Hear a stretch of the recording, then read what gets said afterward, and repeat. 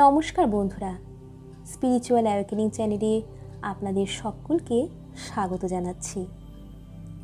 বন্ধুরা, ইষ্টমূর্তি ধ্যান করতে গেলে যদি অন্য দেবদেবীর মূর্তি আমাদের মনের মধ্যে আসে, তখন আমরা কি করব?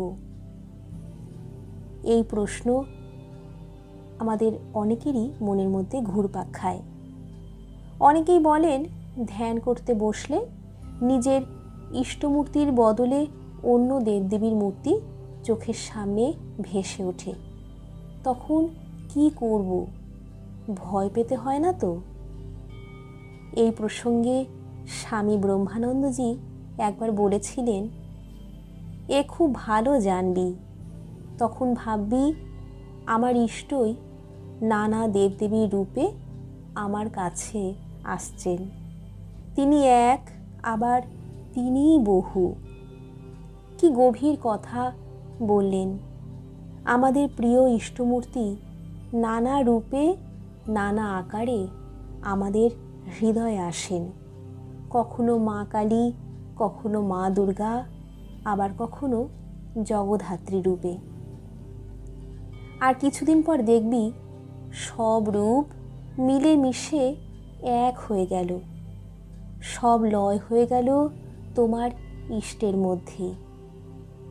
স্বামীজি আরও বলেছিলেন, অমাবস্যা, পূর্ণিমা আর অষ্টমী তিথিতে আর কালী পুজো, জগদ্ধাত্রী পুজো, দুর্গা পুজোর দিনে খুব বেশি করে জপ ধ্যান করবি। সকল স্ত্রীলোককে মাতৃবৎ দেখবি, আর কারো কাছে কথা দিলে সেই কথা রাখবি। যদি রাখতে পারিস বলবি চেষ্টা করব। এই তো প্রকৃত সাধনার পথ। ভক্তি, শুদ্ধতা আর আন্তরিকতা।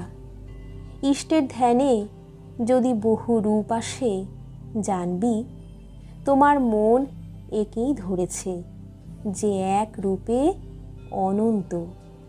তিনি এক, তবু তিনিই সর্বত্র। তাই ধ্যান করো প্রেম দিয়ে, বিশ্বাস দিয়ে।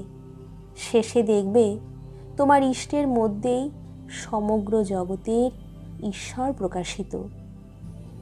বন্ধুরা, আজকের এই ভিডিওটি আশা করি আপনাদের কাজে আসবে, এবং এরকম ভিডিও যদি আপনাদের আরও শুনতে ইচ্ছা করে, দেখতে ইচ্ছা করে, তাহলে আমাদের চ্যানেলটির সঙ্গে থাকবেন।